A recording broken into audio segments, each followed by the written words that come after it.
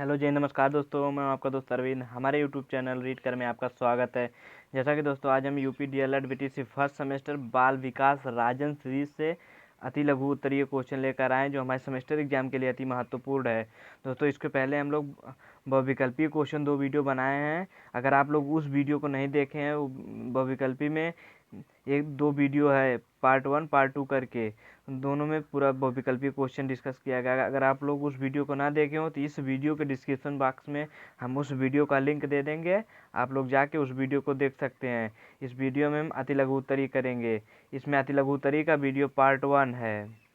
ठीक, अब फिर देखते हैं इस वीडियो में हम कितना कवर करते हैं। फिर उसकी अगली वीडियो आएगी अति लघु उत्तरीय की। इस वीडियो में हम लोग देखेंगे अति लघु उत्तरीय का क्वेश्चन। ठीक है, अगर दोस्तों आप लोग वीडियो को लाइक, चैनल को सब्सक्राइब नहीं किए तो जरूर कर लें। चलिए दोस्तों वीडियो शुरू करते हैं। राजन सीरीज का पहला क्वेश्चन अति लघु उत्तरीय बाल विकास का हम लोगों का है। बालकों में कल्पना शक्ति का विकास कैसे कर सकते हैं।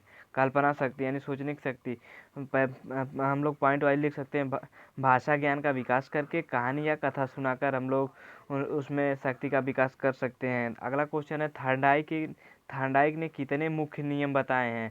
थार्डाइक ने अधिगम के सीखने के सिद्धांत में अभ्यास का नियम, तत्परता का नियम, प्रभाव का नियम बताया है।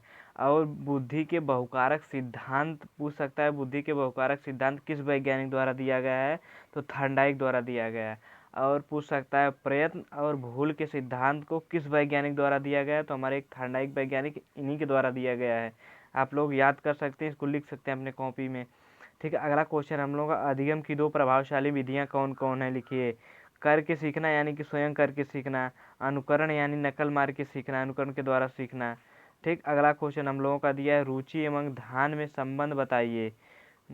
रुचि तथा ध्यान एक सिक्के के 2 पहलू हैं। जब ध्यान लगाएंगे, जब किसी चीज में रुचि होगी तभी ध्यान लगेगा, जब ध्यान लगाएंगे तभी रुचि होगा। एक सिक्के के 2 पहलू हैं। एक के अभाव में दूसरा नहीं हो सकता, क्योंकि किसी कार्य को हम ध्यानपूर्वक तभी कर सकते हैं जब उस कार्य में हमारी रुचि होगी। ठीक है, अगला क्वेश्चन हम लोगों का व्यक्तित्व मापन की प्रमुख विधियां कौन कौन सी हैं, बताइए। व्यक्तित्व मापन की प्रमुख विधियां वस्तुनिष्ठ विधि है, आत्मनिष्ठ विधि है, प्रक्षेपण विधि है। अगला क्वेश्चन हम लोगों का पूछा जा सकता है स्मृति स्मृति यानी स्मरण क्या है, तो सामान्य तौर पर स्मृति का अर्थ है याद रखना। ठीक, वुडवर्थ के अनुसार जो बात पहले सीखी जा चुकी है उन्हें पुनः याद करना या उसका स्मरण करना ही स्मृति कहलाता है। ठीक है, अगला क्वेश्चन हम लोगों का पूछा जा सकता है बुद्धि एवं विकास से संबंधित किन्हीं 2 कारकों का नाम लिखिए। तो बुद्धि एवं विकास से संबंधित बालक का भोजन तथा लैंगिक अंतर। ठीक, अगला क्वेश्चन हम लोगों का पूछा जा सकता है चिंतन क्या है, तो हम लोग लिख सकते हैं चिंतन एक ज्ञानात्मक प्रक्रिया है। इसका आधार प्रत्यक्षीकरण और स्मृति होता है। यह प्रक्रिया किसी समस्या के उपस्थित हो जाने के कारण प्रारंभ होती है और उसके अंत हो जाने पर चली जाती है। ठीक, आमतौर पर चिंतन को सीखना कहते हैं। चिंतन व्यक्ति का प्रतीकात्मक व्यवहार है। चिंतन के विकास हेतु बच्चों में करके सीखने में प्रक्रिया जागृत करना अत्यंत आवश्यक है। हमारे एक वैज्ञानिक है गिलफोर्ड, इनके अनुसार चिंतन प्रतीकात्मक व्यवहार है, यह सभी प्रतीकात्मक से संबंधित होता है। अगला क्वेश्चन हम लोगों का है कल्पना क्या है, पूछा जा सकता है कल्पना क्या है, तो हम लोग लिख सकते हैं मैकडूगल के अनुसार कल्पना दूरस्थ वस्तुओं के संबंध का चिंतन है। यानी कोई दूर की वस्तु है, हम लोग उस पर कल्पना कर, जैसे बालकों में भाषा का ज्ञान होता है, कल्पना शक्ति बढ़ जाती है। इस तरीके से हम लोग लिख सकते हैं कल्पना क्या है। अगला क्वेश्चन है तर्क, पूछा जा सकता है तर्क क्या है, तो हम लोग हेडिंग डाल सकते हैं तर्क का आशय। तर्क से आशय क्या है, हेडिंग डाल कर हम लोग लिख सकते हैं तर्क एक ऐसा उत्पादक चिंतन है जिसमें किसी समस्या का समाधान करने के लिए पहले अनुभवों को नए ढंग से संगठित किया जाता है कि कैसे उस चीज़ को करना है। वुडवर्थ के अनुसार हम लोग लिख सकते हैं मन में उद्देश्यों एवं लक्ष्यों को रखना, क्रमानुसार चिंतन करना ही तर्क है। जैसे बालक जैसे जैसे बढ़ता है उसमें चिंतन एवं तर्क करने की क्षमता आ जाती है। जैसे जैसे बालक ग्रोथ होता है वैसे वैसे उसमें चिंतन और तर्क करने की क्षमता ऑटोमेटिक आ जाती है। तर्क के द्वारा बालक अपनी बातों को सही सिद्ध करने का प्रयास करता है। व्यक्ति में चिंतन करने से तर्क की क्षमता बढ़ती है, ये लिख सकते हैं। 11 से 12 वर्ष की आयु में तर्क की क्षमता आ जाती है। चिंतन प्रथम सोपान है, उससे जुड़ा तर्क दूसरा सोपान है। पूछा जा सकता है कि तर्क के कितने सोपान है क्वेश्चन में, तो हम लोग लिख सकते हैं चिंतन प्रथम सोपान है, दूसरा तर्क। ठीक। अगला क्वेश्चन हम लोगों का दिया गया है, वातावरण वह प्रत्येक वस्तु है जो व्यक्ति में जिन्स के अतिरिक्त प्रत्येक वस्तु को प्रभावित करता है। यह परिभाषा किसकी दी गई है? तो हमारे एक वैज्ञानिक है एनास्टासी, इन्हीं के द्वारा दिया गया है। वातावरण वह प्रत्येक वस्तु है जो व्यक्ति के जिन्स के अतिरिक्त प्रत्येक वस्तु को प्रभावित करता है। यह परिभाषा एनास्टासी वैज्ञानिक है, इन्हीं के द्वारा दिया गया है। अगला क्वेश्चन हम लोगों का 12वां क्वेश्चन है, बाल विकास पर वंशानुक्रम का प्रभाव स्पष्ट कीजिए। तो हम लोग लिख सकते हैं, व्यक्तित्व के प्रत्येक पहलू पर वंशानुक्रम का प्रभाव निम्नलिखित रूप से पड़ता है। किन किन रूप में पड़ता है? जैसे दोस्तों, बालकों में माता पिता की विशेषता हस्तांतरित होती है। जैसे कुछ कुछ गुण आ जाते हैं बालक में। बालकों की मूल शक्तियों का प्रमुख कारण उनका वंशानुक्रम होता है। जैसे उनके माता पिता रहेंगे, उनका कुछ जीन्स आ जाएगा बच्चों में। अगला क्वेश्चन है, बाल विकास पर वातावरण का प्रभाव स्पष्ट कीजिए, कि कैसा वातावरण होना चाहिए कि बालक में। हम लोग किसी भी क्वेश्चन को बाल विकास के अंतर्गत पढ़ेंगे, छोटे बच्चे को ध्यान में रखकर करेंगे तो हम क्वेश्चन का उत्तर सही सटीक दे सकते हैं कि छोटा बालक है उसको हम लोग कैसे ग्रोथ की तरफ ले जा सकते हैं। तो जैसे क्वेश्चन पूछा गया है हम लोगों का, बाल विकास पर वातावरण का प्रभाव स्पष्ट कीजिए। जैसे बालक किस वातावरण में रहे कि वह उसकी बुद्धि में विकास हो जाए, उसके व्यक्तित्व पर विकास हो सके, सामाजिक विकास हो सके। तो हम लोग क्वेश्चन में लिख सकते हैं, बुद्धि पर विकास। बच्चों को उत्तम वातावरण में रखने में उससे उसकी बुद्धि लब्धि में वृद्धि होती है। व्यक्तित्व पर, अच्छे वातावरण का व्यक्तित्व पर विशेष प्रभाव पड़ता है। अगला क्वेश्चन पूछा जा सकता, किशोरावस्था की प्रमुख विशेषता क्या है? किशोरावस्था की प्रमुख विशेषता जैसे आत्मसम्मान की भावना, काम भावना की परिपक्वता, धार्मिक भावों का उदय, अपराध वृत्ति, 3 अवस्थाएं होती हैं, शैशवावस्था, किशोरावस्था, बाल्यावस्था। शैशवावस्था, बाल्यावस्था, किशोरावस्था। ठीक। अब हम अगला क्वेश्चन पूछा जा सकता है, 15वां क्वेश्चन है, पेस्टालॉजी के जन्म के अनुसार परिवार की परिभाषा दीजिए। घर शिक्षा का सर्वोत्तम स्थान है, बालक की प्रथम पाठशाला है। ठीक है। हम किसी भी क्वेश्चन को करेंगे, हम छोटे बच्चों को ध्यान में रख के करेंगे तो हमारा सटीक उत्तर होगा। अगला क्वेश्चन है, व्यक्तित्व के निर्धारक तत्वों का नाम लिखिए। वंशानुक्रम, वातावरण, सामयिक तनाव, सामाजिकरण, शारीरिक तत्व। ठीक। अगला क्वेश्चन हम लोगों से पूछा जा सकता है, रुचि की किन्हीं 2 विशेषताओं का वर्णन कीजिए। रुचि ज्ञान पर आधारित है। रुचि एवं ध्यान एक सिक्के के 2 पहलू हैं। जैसे पीछे हम लोग देख चुके हैं। अभिप्रेरणा को परिभाषित किया, प्रेरणा मतलब मोटिवेशन क्या है। अगला हम इसमें लिख सकते हैं, अभिप्रेरणा को अंग्रेजी में मोटिवेशन कहते हैं। यह अंग्रेजी शब्द के मोटिवेशन का हिंदी रूपांतरण है। अभिप्रेरणा से क्रियाशीलता व्यक्त होती है। अभिप्रेरणा अधिगम सिद्धांत का सहायक अंग है। अधिगम का मतलब होता है सीखना। हम इसमें आगे लिख सकते हैं, जॉनसन के अनुसार अभिप्रेरणा सामान्य क्रियाकलापों का प्रभाव है जो मानव व्यवहार को उचित मार्ग पर ले जाती है। अगला क्वेश्चन 19 नंबर का क्वेश्चन है हम लोग, 19वां नंबर का है, बाल मनोविज्ञान की आवश्यकता क्यों है? हम इसमें लिख सकते हैं, आधुनिक समय में प्रारंभिक शिक्षा बाल केंद्रित है। इसमें बालक को मुख्य केंद्र मानकर शिक्षा दी जाती है, जैसे हम बताएं पीछे। इसलिए बालक को मनोविज्ञान को जानना आवश्यक समझा जाता है, जिससे बाल केंद्रित हित शिक्षा की व्यवस्था सफलतापूर्वक की जा सकती है। अगला क्वेश्चन हम लोगों का है, किस विधि के द्वारा मनोवैज्ञानिक कारण से उसके अभिभावक अथवा अध्यापक से साक्षात्कार विधि द्वारा। हम लोग उत्तर लिख सकते हैं। अगला क्वेश्चन हम लोगों का, वंशानुक्रम का अर्थ स्पष्ट कीजिए। तो हम लोग इसमें लिख सकते हैं, आनुवांशिक लक्षणों का एक पीढ़ी से दूसरी पीढ़ी में पहुंचना ही वंशानुक्रम कहलाता है। पूछा जा सकता है, बहुविकल्पी में पूछा जा सकता है, वंशानुक्रम किस वैज्ञानिक रूथ वर्डिक्ट के द्वारा दिया गया है? वंशानुक्रम माता पिता से संतान की प्राप्त होने वाले गुणों का नाम है। अगला क्वेश्चन है, मनोवैज्ञानिकों के अनुसार बाल विकास की कितनी अवस्थाएं होती हैं? शैशवावस्था, बाल्यावस्था, किशोरावस्था। अगला क्वेश्चन 23वां नंबर का क्वेश्चन है हम लोगों का, बाल मनोविज्ञान में किसका अध्ययन किया जाता है? बाल मनोविज्ञान में बालक के विकास की विभिन्न अवस्थाओं का अध्ययन किया जाता है। अगला क्वेश्चन पूछा जा सकता है, बाल विकास के कौन कौन से पक्ष होते हैं? शारीरिक, मानसिक, भाषा विकास, संवेगात्मक विकास, सामाजिक विकास। अगला क्वेश्चन है, शारीरिक विकास को प्रभावित करने वाले कारक कौन कौन से हैं? वंशानुक्रम, वातावरण, पौष्टिक भोजन, अभ्यास और खेलकूद, निद्रा, विश्राम। अगला क्वेश्चन है हम लोगों का, प्रमुख रूप से संवेग कितने प्रकार के होते हैं? भय, क्रोध, प्रेम संवेग के प्रकार हैं।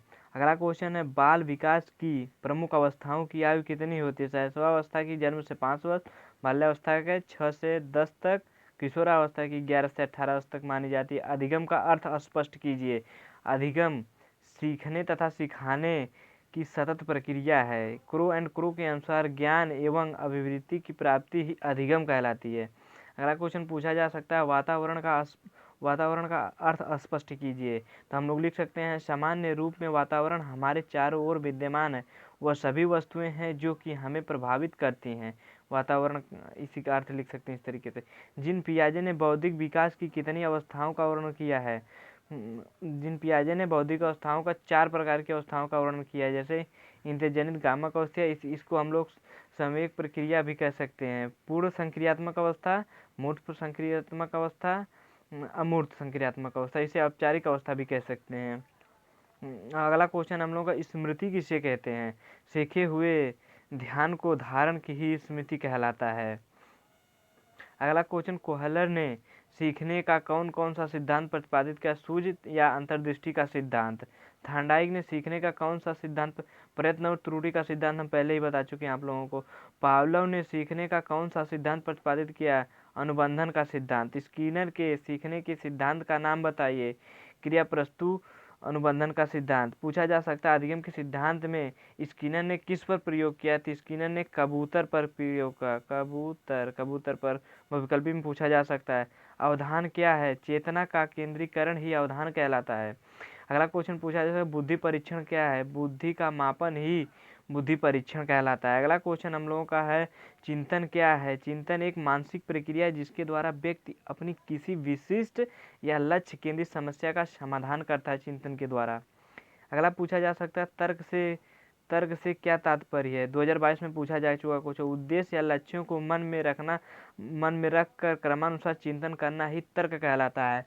अगला क्वेश्चन है, कल्पना किसे कहते हैं? परोक्ष वस्तु के संबंध में चिंतन करना ही कल्पना कहलाता है। अगला क्वेश्चन है, स्मृति जो एक जटिल मनोशारीरिक योग्यता होती है के अंतर्गत होने वाली 4 प्रक्रियाओं के नाम बताइए। जैसे स्मृति सीखना, धारण करना, पुनः स्मरण करना, पहचानना स्मृति कहलाता है। क्रंदन, बलबलाना, हाव भाव, शब्द भंडार तथा वाक्य निर्माण किस अवस्था की आयु में होता है? शैशवावस्था की आयु में होता है, जब बच्चा छोटा रहता है। अगला क्वेश्चन, अशिक्षित व्यक्ति बालकों के बुद्धिमापन किस परीक्षण के द्वारा करते हैं? अशाब्दिक बुद्धि परीक्षण के द्वारा। अगला क्वेश्चन हम लोगों से, कोहलर ने अपने व्यक्तित्व के सिद्धांत का प्रतिपादन किसके ऊपर किया? बनमानुस के ऊपर। किस बनमानुस के ऊपर? सुल्तान नाम का एक सुल्तान ठीक पूछा जाता है। स्टेनहाल ने किशोरावस्था को कौन सी अवस्था बताया है? बल, तनाव, तूफान तथा विरोध की अवस्था बताया है। अगला क्वेश्चन पूछा जा सकता है, हल ने सीखने का कौन सा सिद्धांत प्रतिपादित किया? प्रबलन का सिद्धांत प्रतिपादित किया। इसको दोस्तों आप लोग याद रखिए। अगला क्वेश्चन पूछा जा सकता है, गुथरी का सीखने का सिद्धांत बताइए। समीपात का सिद्धांत है। अगला क्वेश्चन हम लोग 48 नंबर का क्वेश्चन पूछा जाता है, संज्ञानात्मक विकास का सिद्धांत किस वैज्ञानिक द्वारा दिया गया है? तो जीन पियाजे के द्वारा दिया गया है। अगला क्वेश्चन पूछा जा सकता है, सामाजिक विकास के सिद्धांत का प्रतिपादन किसने किया था? व्युगास्की के द्वारा सामाजिक विकास का सिद्धांत दिया गया है। अगला क्वेश्चन हम लोगों का 50 नंबर का क्वेश्चन पूछा जा सकता है, 50 राजन सीरीज का, वह प्रवृत्ति जो बालक में होने पर किसी वस्तु, व्यक्ति या प्रक्रिया के प्रति ध्यान केंद्रित करता है और उससे उसका लगाव हो जाता है, क्या कहलाता है? रुचि। जब किसी वस्तु पर कोई बालक ध्यान लगाता है तो उसमें रुचि हो जाती है उसकी।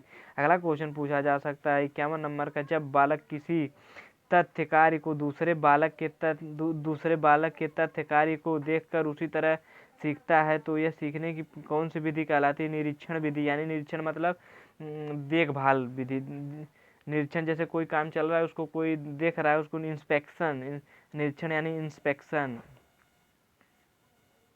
इंस्पेक्शन। ठीक।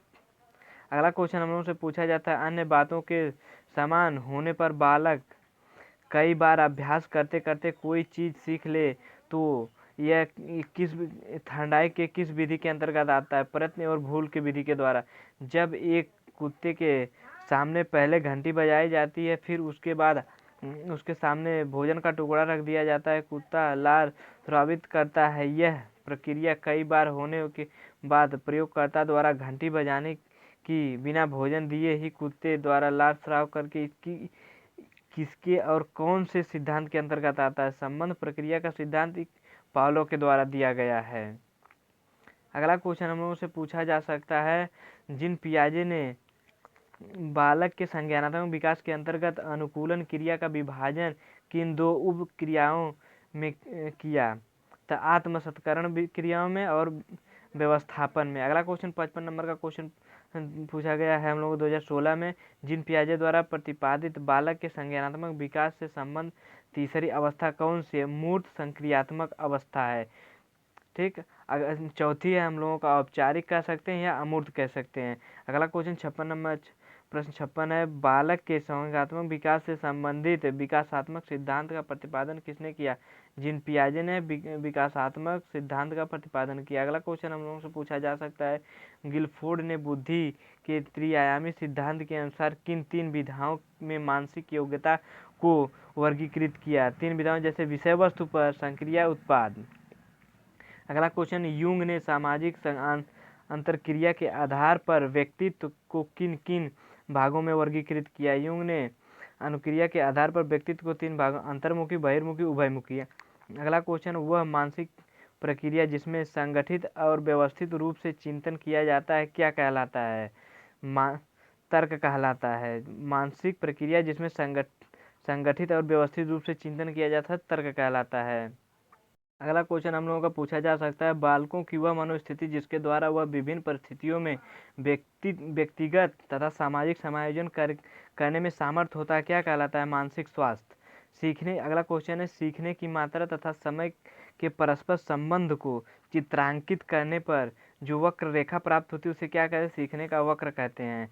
अगला क्वेश्चन पूछा जा सकता है, जीन पियाजे ने बालक के संज्ञानात्मक विकास के अंतर्गत अंतिम अवस्था किसे माना? औपचारिक अवस्था माना है। ठीक। अगला क्वेश्चन हम लोगों से पूछा जाता है, सीखने के किस सिद्धांत के अंतर्गत व्यक्ति संपूर्ण परिस्थिति प्रत्यक्षीकरण के आधार पर सीखता है? गेस्टाल्ट सिद्धांत के आधार पर। अगला क्वेश्चन पूछा जाता है, सिगमंड फ्रायड द्वारा प्रतिपादित व्यक्तित्व विकास के सिद्धांत को क्या कहा जाता है? मनोविश्लेषणात्मक सिद्धांत कहा जाता है। अगला क्वेश्चन पूछा जा सकता है, एक ऐसा उत्पादक चिंतन जिसमें किसी समस्या का समाधान करने के लिए गत अनुभवों को नए ढंग से संगठित समायोजन किया जाता है क्या कहलाता है? तर्क के द्वारा। अगला क्वेश्चन पूछा जा सकता है, बालक में पाए जाने वाले जन्मजात अभिप्रेरकों के नाम बताइए। भूख, प्यास, नींद, होमियोस्टिक तापक्रम का नियम, मात्रिक व्यवहार, काम, पलायन, उत्साह, जिज्ञासा, कीड़, हास, विनोद आदि पाया जाता है। अगला क्वेश्चन पूछा जा सकता है, प्राप्तांक जो किसी प्रदत्त को दो बार भागों में बांटता है वो क्या कहलाता है? मध्यांक कहलाता है। अगला क्वेश्चन पूछा जा सकता है हम लोग के, अधिगम, धारणा, पुनः स्मरण तथा पहचान आदि प्रक्रियाएं किसके अंतर्गत आती हैं? स्मृति के अंतर्गत आती हैं। अगला क्वेश्चन हम लोग से पूछा जा सकता है, वे प्रेरक जिन्हें व्यक्ति अपने प्रयासों से प्राप्त करता है क्या कहलाता है? व्यक्तिगत अभिप्रेरक। अगला क्वेश्चन पूछा जा सकता है, वह शक्ति जिसके कारण व्यक्ति अपने कार्यों को करके या न करने के लिए बाध्य हो जाता है, यानी प्रेरणा के द्वारा जो कोई किसी व्यक्ति किसी कार्य को न कराए उसे प्रेरित किया जाए, उसे मोटिवेट किया जाए, अभिप्रेरणा दिया जाए तो वो काम कर लेता है, उसे प्रेरणा कहते हैं। दोस्तों इस वीडियो में इतना ही। दोस्तों वीडियो अच्छा लगा तो चैनल को सब्सक्राइब करें, वीडियो को लाइक करें, शेयर करें। अगली वीडियो अति लघु उत्तरी की पार्ट 2 करके आएगी जिसमें हम लोग अगला 71 से लेके 136 तक क्वेश्चन करेंगे। इस वीडियो में बस इतना ही दोस्तों। वीडियो को अच्छा लगा तो लाइक करें, शेयर करें, सब्सक्राइब करें। धन्यवाद दोस्तों।